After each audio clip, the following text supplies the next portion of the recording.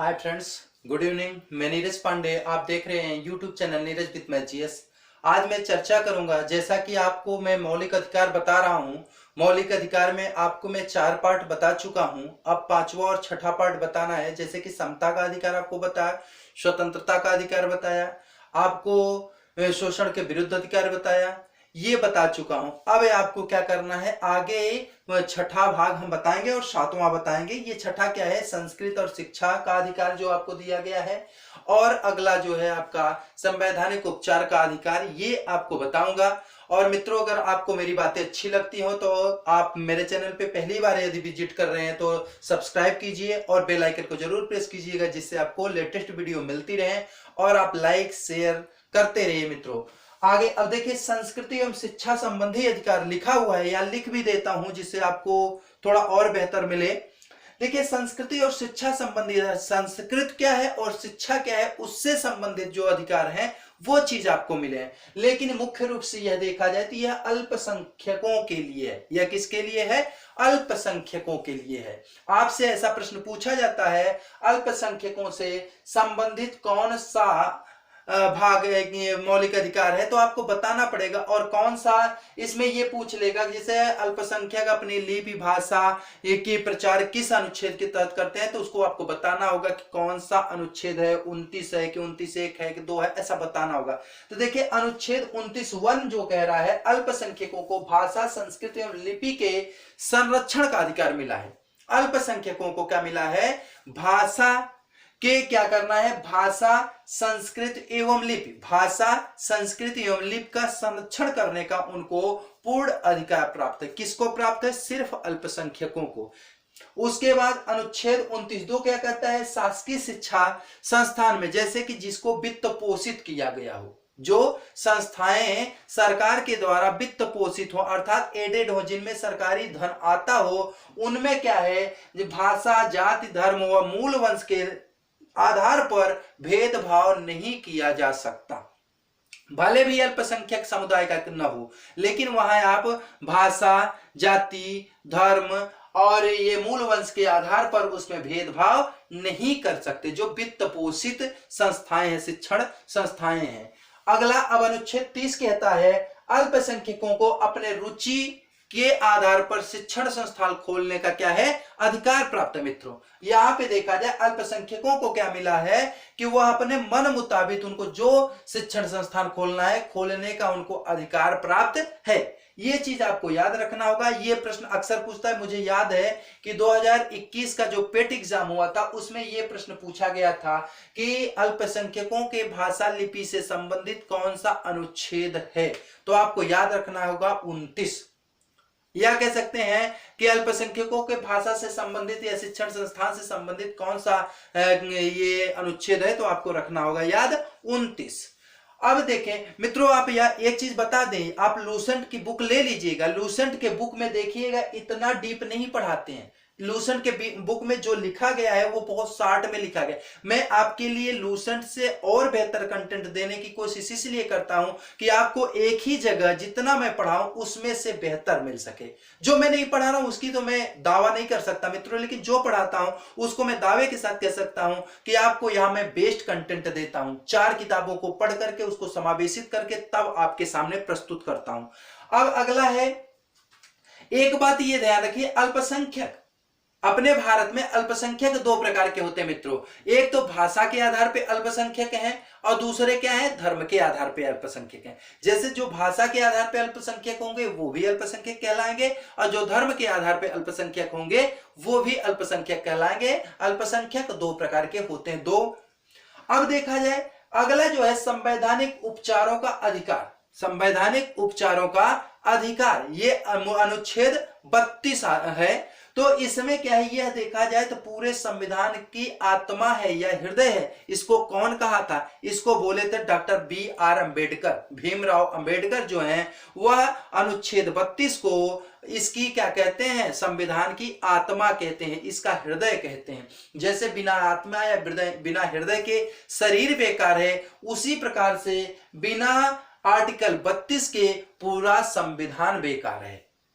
अगर आर्टिकल 32 नहीं है तो समझिए संविधान का अस्तित्व न के बराबर है। और जैसे जिस प्रकार से हमारा शरीर है, शरीर में हृदय ही न रहे, आत्मा ही न रहे, बिना आत्मा शरीर क्या है, मृत प्राय है। तो इसे उसी प्रकार से अनुच्छेद 32 जो है उनके नजरों में अनुच्छेद 32 उसी प्रकार से जिस प्रकार से बिना अनुच्छेद 32 के संविधान रहेगा, जैसा कि बिना आत्मा के शरीर रहता है। अब देखिए मित्रों, आगे बात करें तो इनमें क्या होता है कि अनुच्छेद 32 में कुछ आपको अधिकार दिए गए। अगर आपके मौलिक अधिकारों का उल्लंघन होता है तो आप सीधे सीधे सुप्रीम कोर्ट, जिसको हम सुप्रीम कोर्ट सर्वोच्च न्यायालय कहते हैं, वहां आप जा सकते हैं अपने मौलिक अधिकार के उल्लंघन को लेकर के। तो वहां जब आप जाएंगे तो सुप्रीम कोर्ट के पास 5 प्रकार के रिट, 5 प्रकार की वहां रिट इनको प्रेषित करने का अधिकार होता है। ये 5 प्रकार की रिट निकालते हैं। अब वो 5 प्रकार की रिट कौन कौन से निकालते हैं अनुच्छेद 32 के तहत, उसकी मैं चर्चा करता हूं। अनुच्छेद 32 का जब उल्लंघन होता है तो ये सुप्रीम कोर्ट कौन कौन से 5 प्रकार के रिट निकालते हैं उसकी चर्चा करूंगा। पहला है हैबियस कार्पस। हैबियस कार्पस या इसी को बंदी प्रत्यक्षीकरण। इसको देखिए, हैबियस कार्पस इसलिए मैं इंग्लिश और हिंदी दोनों बता रहा हूं क्योंकि ये कभी हैबियस कार्पस लिखा रहता है ओनली, ऐसे लिखा रहेगा। हैबियस लिखा है तो हिंदी में रहेगा लेकिन है तो इंग्लिश वर्ड। तो हैबियस कार्पस मींस क्या होता है, बंदी प्रत्यक्षीकरण। तो इसको क्या करते हैं, बंदी प्रत्यक्षीकरण के लिए सुप्रीम कोर्ट रिट निकालता है। इसका असर यह है निजी और सार्वजनिक क्षेत्र। ये देखे, जैसे कोई निजी व्यक्ति, प्राइवेट व्यक्ति किसी व्यक्ति को अपने घर में बंदी बना ले, या फिर कोई सरकारी व्यक्ति जैसे पुलिस किसी व्यक्ति को बिना कारण उसको बंदी बना ले, तो वह जिस व्यक्ति को बंदी बनाया गया उस व्यक्ति के पास अधिकार होता है कि वह सुप्रीम कोर्ट सीधे जा सकता है और वहां कह सकता है कि मुझे बंदी बनाया गया है। तो सुप्रीम कोर्ट उसके लिए बंदी प्रत्यक्षीकरण अर्थात हैबियस कार्पस रिट निकालेगा और उस व्यक्ति के लिए बोलेगा कि आप अमुक तारीख तक, निश्चित तारीख और निश्चित व्यक्ति को लेकर के निश्चित स्थान पर पहुंचे। उसमें स्पष्ट निर्देश दिया रहता है, आदेश दिया रहता है। उस आदेश को मानना उस प्राइवेट व्यक्ति या सरकारी व्यक्ति को मानना बाध्यता है, और नहीं मानेगा तो उसके खिलाफ क्या करेगा, सुप्रीम कोर्ट कार्रवाई कर देगा। अब ये समझ में आया मित्रों कि बंदी प्रत्यक्षीकरण क्या है। जैसे एग्जांपल के तौर पे मैं कहता हूं किसी व्यक्ति को पुलिस उठा ले गई बिना कारणों के, और उसको न तो न्यायालय में प्रस्तुत कर रही न कहीं कर रही, उसको रखी है अपने पास, या कोई प्राइवेट व्यक्ति ही किसी व्यक्ति को कह दे कि तुम मेरा पैसा लियो, नहीं दे रहे हो, मैं तुम्हें बांध के ले चलूंगा, अपने घर में रखूंगा। अगर ऐसी स्थिति उत्पन्न होती है तो वह व्यक्ति या उस व्यक्ति के परिजन अब चले जा सकते हैं सुप्रीम कोर्ट, और सुप्रीम कोर्ट उस व्यक्ति, जो व्यक्ति उसको रखा है, कह सकते हैं जिस व्यक्ति को रखा गया है और जो रखने वाला है, उस रखने वाले चाहे सरकारी व्यक्ति हो चाहे प्राइवेट व्यक्ति, दोनों को सुप्रीम कोर्ट क्या कर सकता है, आदेशित कर सकता है, बंदी प्रत्यक्षीकरण रिट निकाल सकता है और उनको कह देगा कि निश्चित तारीख 10 तारीख, एग्जाम्पल के तौर पे जैसे कहते 10 तारीख आने वाला मार्च जो है, 10 मार्च को आपको इसको नई दिल्ली के हाई कोर्ट में लेके आना पड़ेगा या सुप्रीम कोर्ट लेके आना पड़ेगा, तो उसको लेके जाना पड़ेगा। ये अब समझ में आ गया होगा आपको। अगला है मित्रों मैंडमस परमादेश। मैंडमस परमादेश, अब ये क्या है, सिर्फ सरकारी जो मुलाजिम है उनके लिए जारी होता है, सबके लिए नहीं जारी होता है। तो जैसे इसमें क्या होता है परमादेश, जैसे कि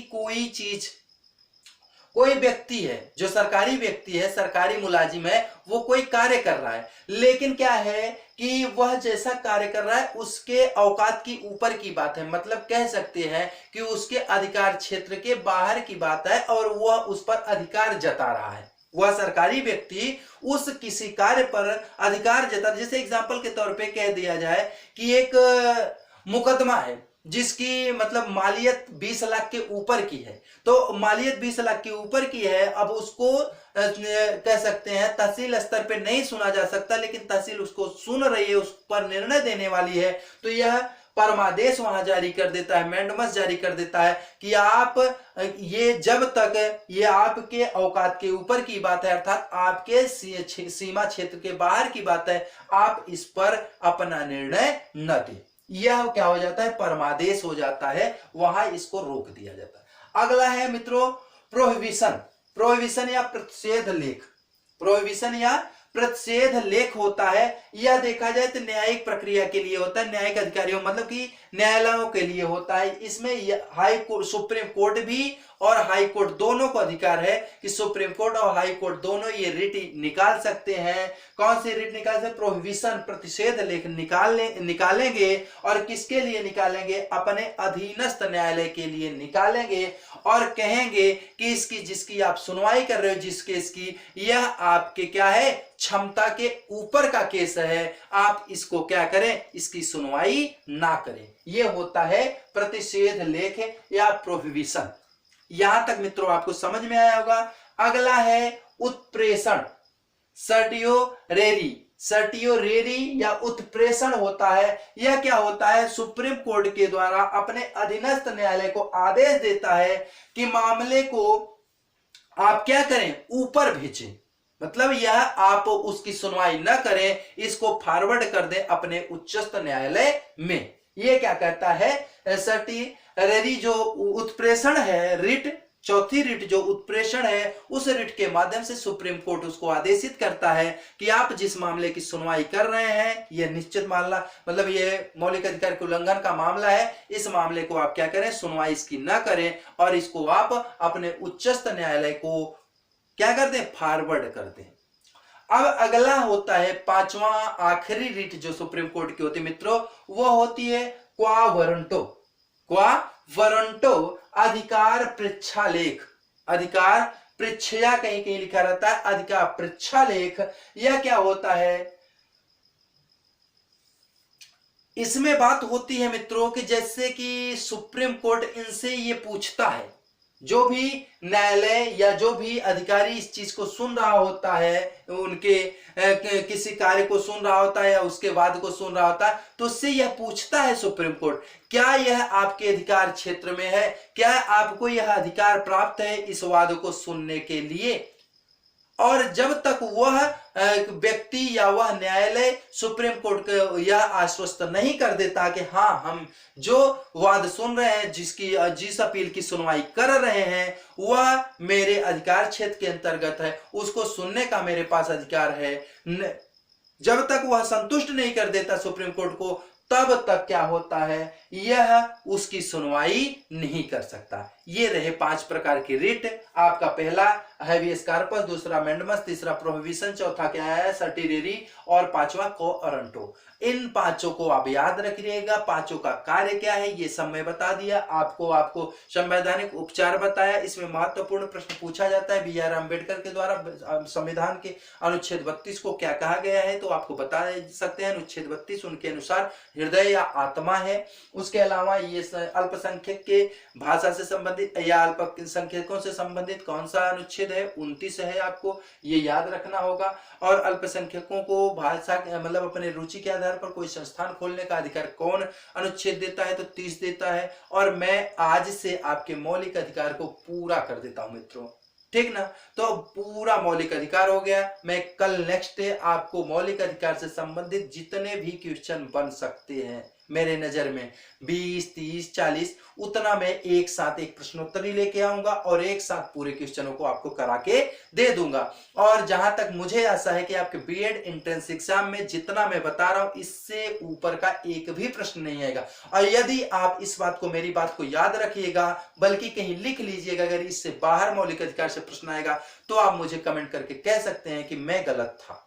लेकिन मेरा विश्वास है कि मैं जो पढ़ा रहा हूं उससे बाहर बीएड एंट्रेंस एग्जाम में मौलिक अधिकार से प्रश्न नहीं पूछेंगे। जिस जिस टॉपिक को मैं कवर करूंगा उसमें मैं दावा करता हूं कि उससे बाहर से आपसे क्वेश्चन पूछे नहीं जा सकते, क्योंकि मैं वो सारे प्रश्न आपको बता दूंगा जो उसमें आते हैं। कई सालों के पेपर एनालिसिस करता हूं, उनको देखता हूं। कई कह सकते हैं कि जो जॉब्स की वैकेंसी आती है उनके फॉर्म फिल होते हैं, उसके बाद क्या होता है, उनके एग्जाम्स होते हैं, एग्जाम के बाद क्या होते हैं, उसमें जो प्रश्न समावेशित होते हैं या अन्य जो राइटर्स होते हैं या अन्य पब्लिकेशंस होते हैं, वो कई सारे क्वेश्चन मॉडल पेपर देते, उन सब का एनालिसिस करके मित्रों मैं एकत्रित संकलित करके प्रश्न फिर आपके सम्मुख प्रस्तुत करता हूं। तो इसलिए मुझे विश्वास है कि मैं जो बता रहा हूं वह आपके सिलेबस के अकॉर्डिंग है, सिलेबस से बाहर का नहीं है और सिलेबस से कह सकते हैं इसके बाहर कुछ आने वाला भी नहीं। अतः आप मेरी बातों पे विश्वास करें और मेरे हर एक वीडियो को ध्यान पूर्वक एक बार देखें। अगर एक बार में न समझ में 2 बार देखें, और मैं दावा करता हूं कि अगर ईमानदारी से निष्ठा के साथ अगर 2 बार वीडियो देख लेंगे तो मैं कहता हूं वीडियो में ही आपको लगभग चीजें क्लियर हो जाती हैं और याद भी हो जाती हैं। अब मैं इसके बाद आपको बता दिया प्रश्नोत्तरी का प्रश्न लेके आऊंगा, उसके बाद आपको राज्यपाल मुख्यमंत्री जो महत्वपूर्ण क्वेश्चन लगेंगे उससे संबंधित मैं प्रश्न आपको लेकर आता रहूंगा। और ये भी मैं आपको कह रहा हूं कि जो प्रश्न आपको लगे कि ये ज्यादा महत्वपूर्ण है, ये पहले पढ़ना चाहिए, आप कमेंट सेक्शन में कमेंट कीजिएगा। मैं अगर समझूंगा कि वो प्रश्न वास्तव में बहुत महत्वपूर्ण है, मुझे पहले वो बताने चाहिए, तो मैं आपके प्रश्नों का उत्तर यथाशीघ्र लेके आने के लिए तैयार हूं मित्रों। अब इसी के साथ मैं आपसे विदा लेता हूं और कल मिलेंगे नए सेशन के साथ, नई ऊर्जा, नए जुनून के साथ। तब तक सभी मित्रों के लिए गुड नाइट।